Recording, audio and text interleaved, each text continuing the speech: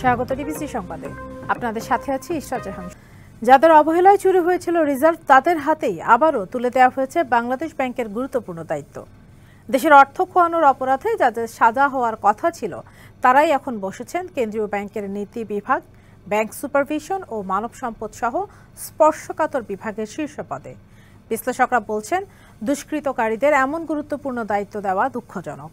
আর এই বিষয়ে কোনো বক্তব্য দিতে রাজি হননি বাংলাদেশ ব্যাংকের মুখপাত্র। 2016 সালের ফেব্রুয়ারি মাসের 4 তারিখ পৃথিবীর ইতিহাসে প্রথম কোনো কেন্দ্রীয় ব্যাংকের অ্যাকাউন্ট হ্যাক করে চুরি হয় রিজার্ভের অর্থ।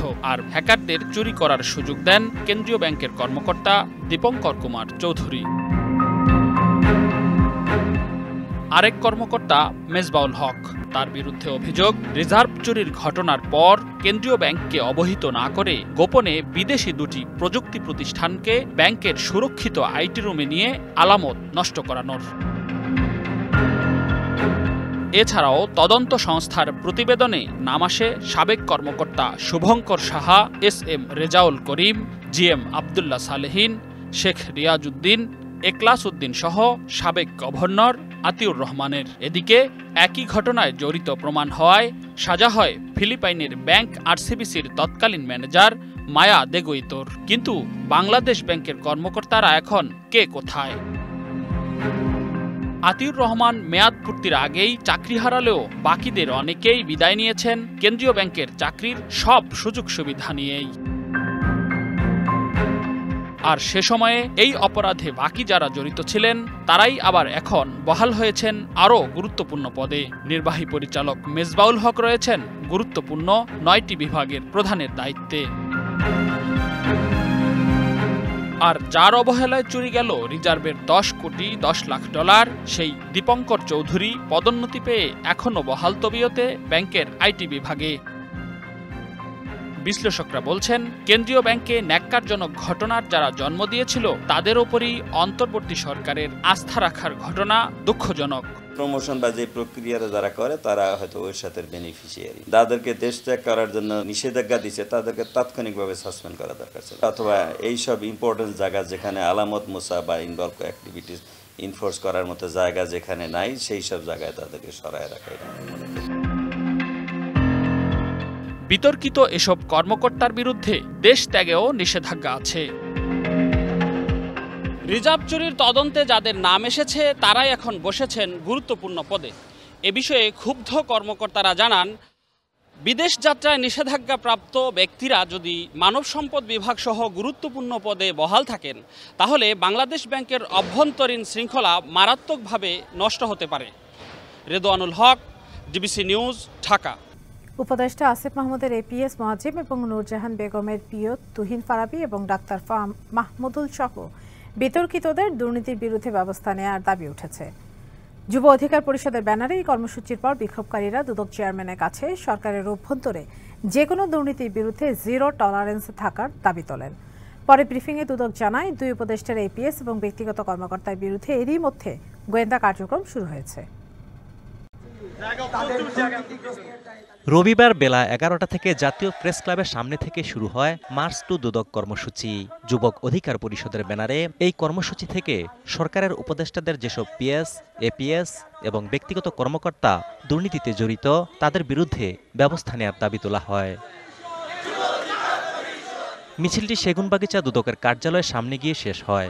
বিক্ষোভকারীদের অভিযোগ, স্থানীয় সরকার উপদেষ্টা আসিফ মাহমুদের সাবেক APS মোয়াজ্জেম হোসেন তদবির বাণিজ্যের মাধ্যমে শত কোটি টাকার মালিক হয়েছেন। প্রায় একই ধরনের অভিযোগ তোলা হয় স্বাস্থ্য উপদেষ্টার ব্যক্তিগত কর্মকর্তা তুহিন ফারাবি ও ডাক্তার মাহমুদুল হাসানের বিরুদ্ধেও।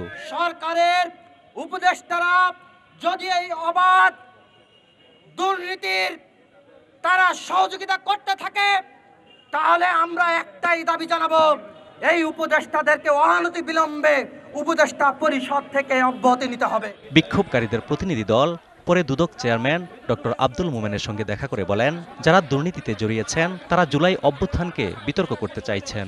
যে উপদেষ্টারা রয়েছেন, তাদের PS, APSরা দুর্নীতিতে জড়িয়ে পড়ছে। এনসিপির বিভিন্ন তানভীর নামে নতুন দরবেশের উদ্ভব ঘটছে, যারা শুধুমাত্র বই ছাপিয়েই 400 কোটি টাকা মেরে দিচ্ছে। 15 দিনের মধ্যে যদি তাদের তদন্ত শেষ না করে গ্রেপ্তার না করে তাহলে আমরা কঠোর কর্মসূচি দিতে বাধ্য হব। আমরা চাই এই সরকার দুর্নীতিমুক্ত একটা সরকার হোক, সেজন্য আমরা দুদক চেয়ারম্যান মহোদয়কে বলেছি যারা দুর্নীতির সাথে জড়িত তাদেরকে আইনের আওতায় আনেন। বিকেলে ব্রিফিংয়ে দুদকের মহাপরিচালক জানান, এসব বিষয়ে গোয়েন্দা অনুসন্ধান কার্যক্রম শুরু হয়েছে। দুজন উপদেষ্টার এপিএস পিএস যাদের কথা আপনারা উপস্থাপন করেছেন সেই বিষয়ে কমিশন আমাদের দুর্নীতি দমন কমিশন আইন বিধিমালা অনুযায়ী যে প্রক্রিয়া অনুসরণ করে কার্যক্রম গ্রহণ করতে হয় সেটি আমরা করছি। অজিত সরকার, ডিবিসি নিউজ, ঢাকা। অন্তর্বর্তী সরকারের সব সংস্কার ইস্যুতে একমত হতে হবে, এটা বাকশালী চিন্তা বলে মন্তব্য করেছেন বিএনপি স্থায়ী কমিটির সদস্য আমির খসরু মাহমুদ চৌধুরী। তিনি বলেন, যেসব বিষয়ে রাজনৈতিক দলগুলো একমত এর বাইরে সংস্কারের সুযোগ নেই। আর কালক্ষেপণ না করে দ্রুত নির্বাচনী রোডম্যাপ ঘোষণার দাবি জানিয়েছেন বিজেপি চেয়ারম্যান আন্দালিব রহমান পার্থ। রবিবার গুলশানে বিএনপি চেয়ারপারসনের কার্যালয়ে বাংলাদেশ জাতীয় পার্টি বিজেপির সাথে বিএনপির লিয়াজো কমিটির বৈঠক অনুষ্ঠিত হয়। বৈঠকে বিএনপির নেতৃত্ব দেন দলের স্থায়ী কমিটির সদস্য আমির খসরু মাহমুদ চৌধুরী। ছিলেন বিজেপি চেয়ারম্যান আন্দালিব রহমান পার্থ সহ দলের 10 সদস্য। বৈঠক শেষে বিজেপি চেয়ারম্যান বলেন, ডিসেম্বরের মধ্যেই জাতীয় নির্বাচন সম্ভব। সংস্কারের নামে ভোট পেছানো মেনে নেবে না দেশের জনগণ। সংস্কার আপনারা করেন, কিন্তু বড় সংস্কার করতে হলে জনগণের ম্যান্ডেট ছাড়া সেই সংস্কার যদি হয় তাহলে সেই সংস্কার খুব কঠিন হবে না। কিন্তু এমন কোনো সংস্কারের জন্য যেন কালক্ষেপণ না হয়, যাতে করে এই দেশের মানুষ চিন্তা করা আরম্ভ করে যে আমরা কি আবার নির্বাচন কবে হবে, আদৌ হবে কিনা, এই ধরনের প্রশ্ন আসে। আর আমির খসরু মাহমুদ চৌধুরী বলেন, বড় সংস্কারগুলোর জন্য জনগণের ম্যান্ডেট দরকার। তুলে ধরেন দেশের বর্তমান প্রেক্ষাপটে নির্বাচনের গুরুত্ব। সবাইকে যে একমত হতে হবে এটা যারা চিন্তা করে, এটা একটা বাকশালী চিন্তা। যেখানে ঐক্যমত হয়েছে সেগুলোর বাইরে সংস্কার করার কোনো সুযোগ নাই। এর বাইরে যেটা করতে যাবে সেটা আপনাকে ডেমোক্রেটিক প্রসেসের মাধ্যমে আসতে হবে, নির্বাচনী প্রক্রিয়ার মাধ্যমে আসতে হবে, জনগণের ম্যান্ডেট নিয়ে আসতে হবে। সংস্কার ইস্যুতে ঐকমত্য কমিশনের যেসব সুপারিশে রাজনৈতিক দলগুলো একমত হয়েছে তা এতদিনেও কেন জাতিকে জানানো হচ্ছে না, এমন প্রশ্নও রাখেন বিএনপির এই নেতা। বাংলাদেশের মানুষ তার মালিকানা ফিরে পেতে। সাব্বির রোজ, ডিবিসি নিউজ, ঢাকা। নির্বাচন ছাড়া সংবিধান সংস্কার সম্ভব নয় বলে জানিয়েছেন গণসংহতি আন্দোলনের প্রধান সমন্বয়কারী জোনায়েদ সাকি। জাতীয় ঐকমত্য কমিশনের সাথে 4 ঘণ্টা বৈঠক শেষে দুপুরে এই কথা জানান তিনি। বলেন, রাজনৈতিক দলগুলো যেসব বিষয়ে একমত হবে সেগুলো জুলাই সনদ বা জাতীয় সনদ হবে, আর যেগুলো একমত হবে না সেগুলো জনগণের ভোটের মাধ্যমে ঠিক করবে। 138টি বিষয় একমত হয়েছে গণসংহতি। বৈঠক শুরুর আগে ঐকমত্য কমিশনের সহ সভাপতি আলী রিয়াজ বলেন, পরবর্তী প্রজন্ম এবং নতুন বাংলাদেশের জন্য তাদের এই প্রচেষ্টা। দ্রুত জুলাই সনদ তৈরিতে আশাবাদী কমিশন।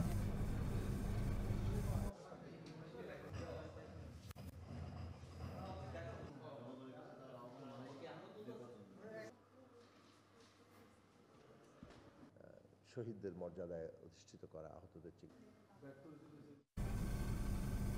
নির্বাচনকে সুষ্ঠু করার ক্ষেত্রে প্রতিটি কেন্দ্রে সিসিটিভি ক্যামেরার দাবি করেছে জামায়াতে ইসলামী। দুপুরে মগবাজারে দলের আমির ডাক্তার শফিকুর রহমানের সঙ্গে বৈঠক করেন ইউরোপীয় ইউনিয়নের রাষ্ট্রদূত মাইকেল মিলার। বৈঠক শেষে ব্রিফিংয়ে জামায়াতের নায়েবে আমির ডাক্তার সৈয়দ আবদুল্লাহ মোহাম্মদ তাহের জানান, ইউরোপীয় ইউনিয়ন ও জামায়াতের কাজের ক্ষেত্রে সহযোগিতামূলক আলোচনা হয়েছে। সংখ্যালঘু ও নারীদের বিষয়ে জামায়াতের ভূমিকার ইউরোপীয় ইউনিয়ন সন্তুষ্ট বলে দাবি করেন তিনি। এছাড়া প্রধান উপদেষ্টা নির্বাচনের বিষয়ে যে সময় দিয়েছেন জামায়াত সেটা সমর্থন করে বলে ইউকে অবহিত করার কথা জানান জামায়াতের নায়েবে আমির।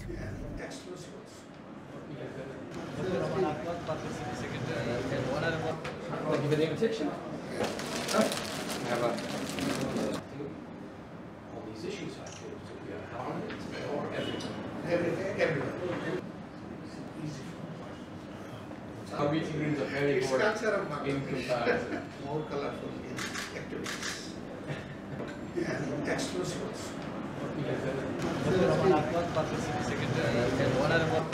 Give an invitation. Have a all these issues I feel to be a harmony for everyone. Easy. Our meeting rooms are very boring in comparison. More colorful in activities and exclusives.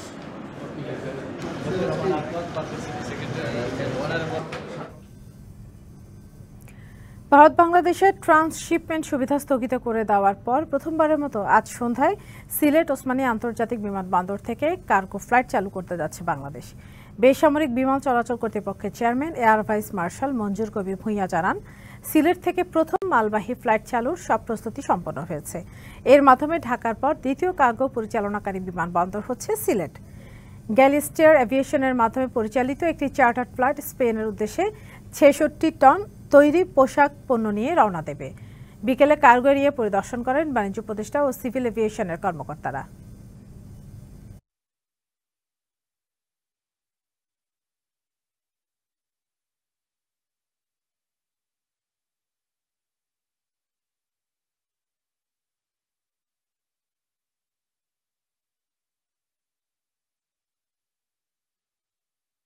সাবেক প্রধান বিচারপতি ABM Khairul হককে অবিলম্বে গ্রেপ্তার ও বিচার দাবিতে ২৯ April supreme court সহ সারা দেশের আদালতে বিক্ষোভ কর্মসূচি ঘোষণা করেছে জাতীয়তাবাদী আইনজীবী ফোরাম।